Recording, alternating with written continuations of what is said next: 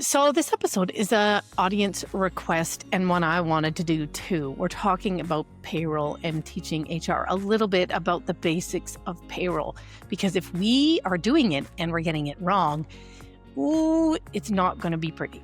That's a discussion coming up right now. Hi there, I'm Andrea Adams. This is the HR Hub, and on the show we talk about anything related to HR. I encourage you to subscribe to the show or to the podcast to keep learning from my awesome guests. So today my guest is again Stephen Van Alstine. Stephen's the Vice President of Professional Standards and Education for the National Payroll Institute. He's worked in payroll for a long time and recently presented at the National Payroll Conference. He's working on a project to evolve the standards within the payroll profession.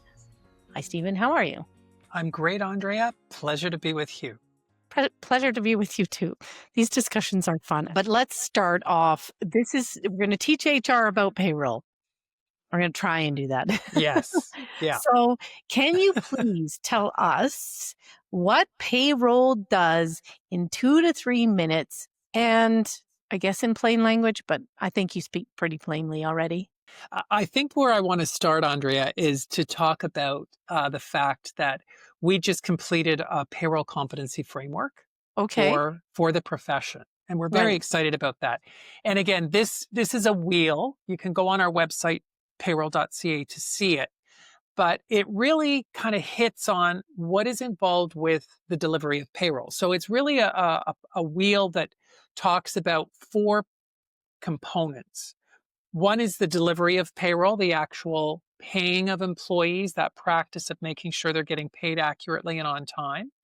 The other is ensuring compliance, because as we've identified, payroll is very legislatively and regulatorily driven. So making sure that the compliance is being met, because there's big risk in terms of not being compliant. Can I pause there? Yeah. What kind of risk? What's going to happen if, say, I don't know, you don't put tax through on something? Right. So there's penalties, obviously, because they did not meet their timely requirement, or they didn't meet it on an accurate basis. So then an organization is responsible for that under remittance, as well as being penalized on that amount that was under remitted. If you're not compliant with employment legislation, let's say you're not paying overtime to employees that are working overtime, the organization can get, again, serious fines for that, on top of having to make sure they're retroactively addressing any of that non-compliance to those employees that have been impacted. I think a lot of employers who are like, I want to cut corners, they're like, I'm hoping that they can get away with it. Yeah. Can they get away with it? They could certainly get away with it, but at some point, when you think about it, it's like our taxes. We can certainly say fudge the numbers with our taxes, but that can catch up with you through audit or through mechanisms that the government has to be able to determine that, okay, we've received forms and slips. The employee's not been putting that in accurately, and similarly, the government can do that with employers as well. Yeah. So there are mechanisms in which it can be determined, but sometimes just a random audit can also identify those issues. So it's a risk that an organization can run. Some organizations are willing to take that risk, others may not be. So and this is, I think, why payroll can be so fussy about making sure that everything is accurate and everything is timely. Anyways, go on. Sorry, I interrupted. Yeah, that's okay. That's okay. What payroll does. And then the partnership strategically with business. So again, we consider 2 major players within the organization an important strategic partnership, and that is HR and finance, and then other stakeholders, whether those be benefits providers or pension providers or things of that nature. And then at the core of it is that embodiment of a service mindset, right? Making sure that we understand our customers are our employees, and we have to have that service mindset. If we didn't, it would impact the employee engagement experience, and that can, again, erode trust it can be Mhm. problematic for the organization. And I know that HR is very well aware of the stakes that are high with regard to that. But Mhm. payroll is about really making sure people get paid correctly and on time, every pay. It Mhm. includes calculating wages, overtime, vacation pay, the Mhm. statutory withholdings that include tax, CPP, and employment insurance, and deductions like pension, and if there are benefits deductions that are an obligation of the employee, because sometimes those are.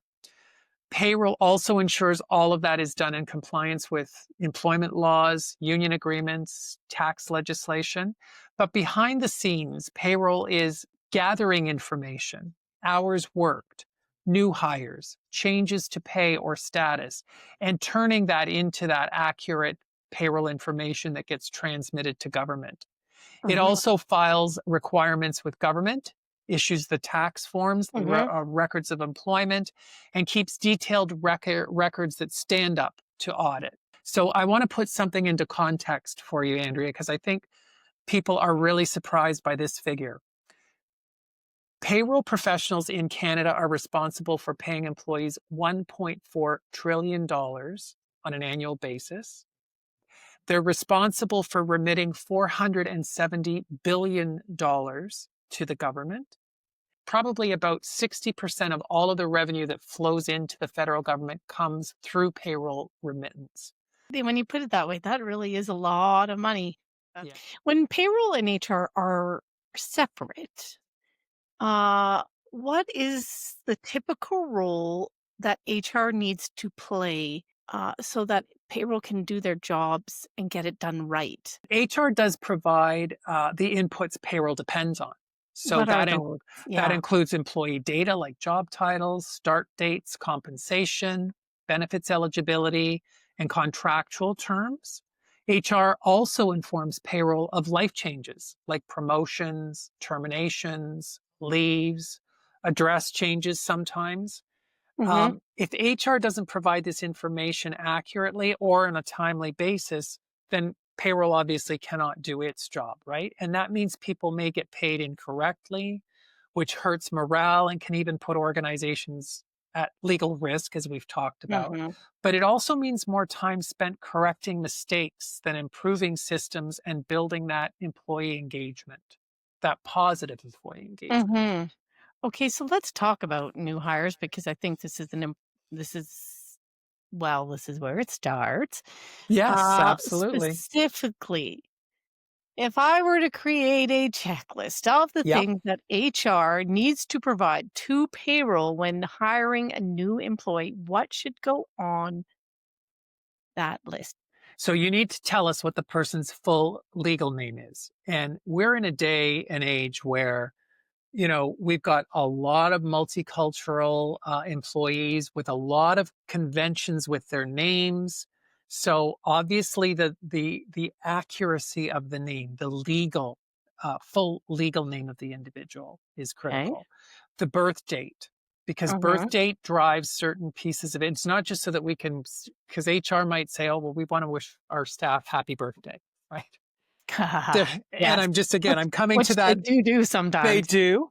I'm coming at it from that, perspective of the warm and fuzzy piece that HR is sometimes known for. But birth date for a payroll professional is okay, we need to know when the individual turns 18 because that's a trigger for when CPP deductions start. Social insurance number, because that is a necessary piece of information for the reporting of those government forms like T4s, ROEs. Start date, Mhm. the compensation. Is this an hourly paid employee? Is this a salary paid employee?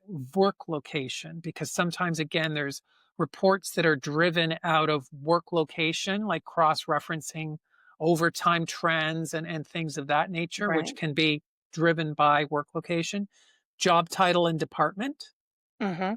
benefit enrollment information, Mhm. and banking information, but only if HR collects it. Sometimes payroll collects that, Mhm. but sometimes HR may be responsible for it.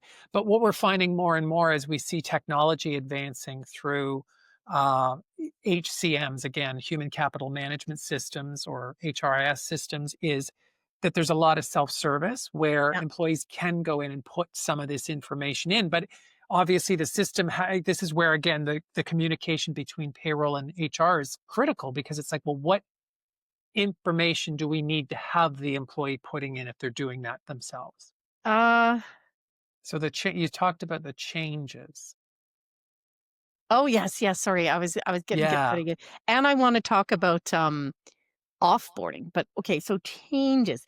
I think maybe, like, for the various changes, it's gonna be quite different.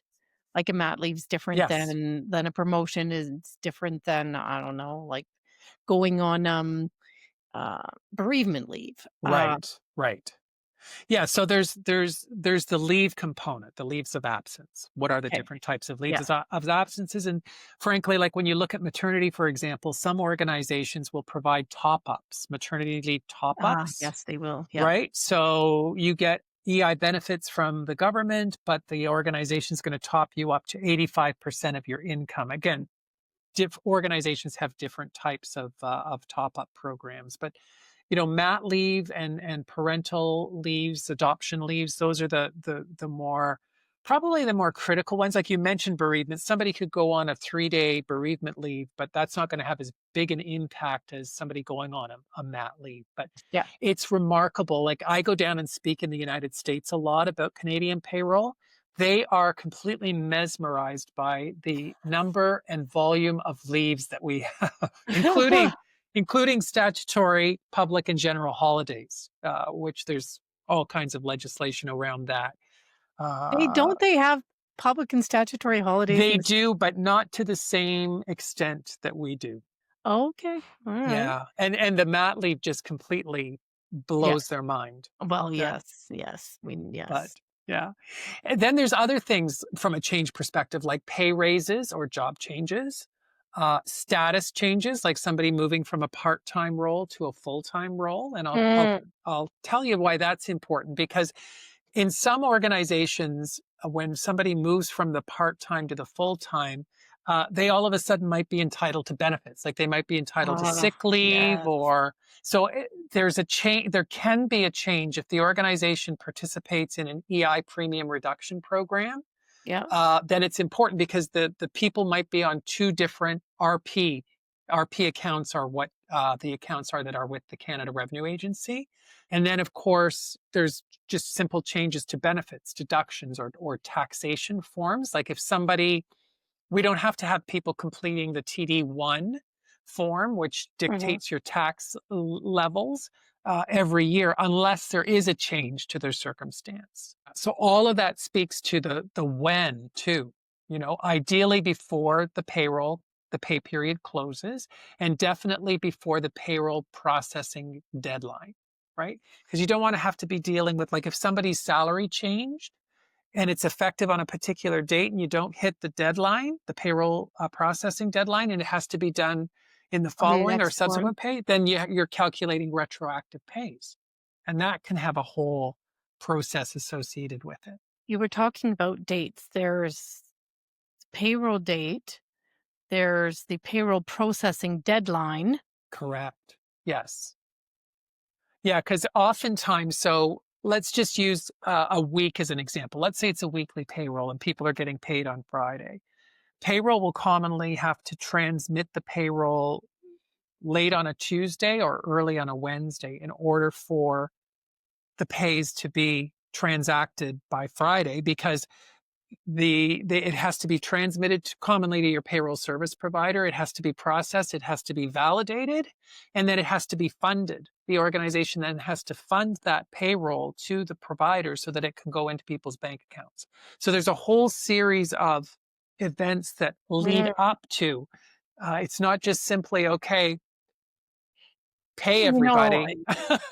us HR people are like, "Why isn't it as easy as, like, I'm gonna buy a bike from you, or I'm gonna buy a canoe?" Maybe you're into canoeing, I don't know. Yeah, yeah, yeah. Anyways, I'm gonna buy this thing from you, and I'm just gonna, like, e-transfer you, E-transfer, and boom. it arrive in your account 30 minutes later. Yes. Yeah. That does not happen in payroll. No, no. Hmm. I think people in HR actually, if they have no payroll exposure, actually assume that it could happen that fast, and it doesn't make sense to them that it can't. No, no. Now we can always, let's say payroll has been processed and there's no opportunity to do something. Well, you can always you can always do a manual run, right? And I and Right. I I don't say that simply. Yeah. It can be done, but payroll does not. Trust me, payroll does not like doing manual No. Okay. runs. Why not? Why not? I'm assuming it's not because you're lazy, No, no, it's because because then you that have to make sure then that the manual run gets updated into the year-to-date totals, gets updated, that the remittances, like that all doesn't necessarily happen right. organically. There's a lot of HR people out there probably assuming that their payroll people are so committed to their process, Right, kind of right. like as we Or referred we're being unreasonable or inflexible. Like if, inflexible. That's the let's word. say you came to me and said, "Oh, Stephen, I know that the payroll is already processed, but we need to get this bonus paid to this individual." And you wonder why I'm saying, "Well, it's going to have to wait till the next Pay pay period. run." Sometimes that is done because we want to make sure that deadlines are followed, right? Because if I was all of a sudden saying, "Andrea, no problem, I'll do a manual, no problem," you're going to think, well, the next time, well, this is no problem. It wasn't a Yeah, yeah, problem the yeah. last time. It's not going to be a problem. So part of it is trying to train people as well a Yeah, little yeah, yeah, bit, yeah. right? Yeah. So, and pride with like, there are benchmarks and there is data that says what percentage of the payroll was run with manual checks. So sometimes organizations are trying to set KPIs and benchmarks to say we will have no more than a 2% manual check proportion to our regular pay run. Tell me more about that KPI. Why is that a good KPI? Because if that number creeps up, why is that a problem? Then that means that there are inefficiencies there's a problem somewhere along the pipeline. Okay, if your fairy princess came down and landed on your shoulder and could wave a magic wand and HR would all be doing exactly what you needed them to do, Yeah. what are the two things, or maybe three, because you usually have three wishes to your fairy Yeah. princess Yeah. or I whatever. have, I have two. I Okay, have two. two. What are your two One wishes? is send information early, but most importantly, completely. So maybe that's two. No, we'll go Early, with we'll go with one. Early, get the information early and complete, okay. because accurate, timely data is the foundation of payroll accuracy, right? Yes. I've been harping on that a little bit. Yes. Yes. If Well, it's if yeah. it's incomplete or if it's rushed, then mistakes happen, right? Hmm. And the other one, and we talked about this in our previous episode as well, but we've talked about it here too. Treat payroll as a strategic partner, not just a processor. So payroll can help HR with workforce planning, with cost control, with compliance, with ensuring a good employee experience, but only if they're included in the conversation. I also think that that payroll could do that almost spontaneously and say, "This is what we've found in the Yes. data, Yeah. and I agree with you, Andrea. this is what we recommend," and bring that to finance and HR. Yeah. Yeah. When we talk about artificial intelligence and how it's going to impact you know, the world, but specifically the payroll function, um, it is going to move us further away from the transactional kind of processor role. So it is going to push us into data analytics, key performance indicators. I think HR would be absolutely open to that. I'm gonna I'm gonna throw out the word best practice here. And we talked about this a bit in the last one, but let's go there again because I think it's Yeah. important. Yeah. If we're gonna think about best practice, what does the relationship between HR and payroll look like? If Yeah. we're thinking that this is the best way to do it. I think it's really built on some of those things that we've been talking about, the mutual respect, Hmm. the proactive communication. We talked Hmm. about those opportunities for those syncs, right? Hmm. Those Yeah. simple Yes. 10-15 minute syncs, as one tactical methodology of doing that, and shared accountability, really.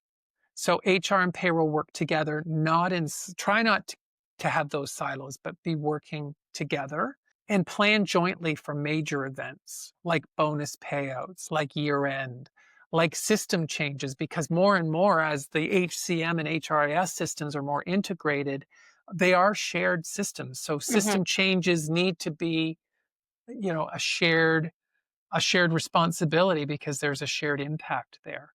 Hmm. So, and then there's a culture of no surprises, right? Uh, And when issues come up, they're solved, they're solved together.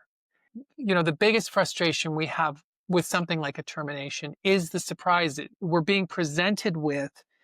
We're terminating somebody and here it is. And it's like, well, you haven't thought about this. You haven't thought, like, you've not paid the right amount of loot. You didn't realize that there was outstanding vacation paid out. Like, there's a whole bunch of factors, and those are surprises to us. So there shouldn't be surprise. We always say there should never be surprises, right?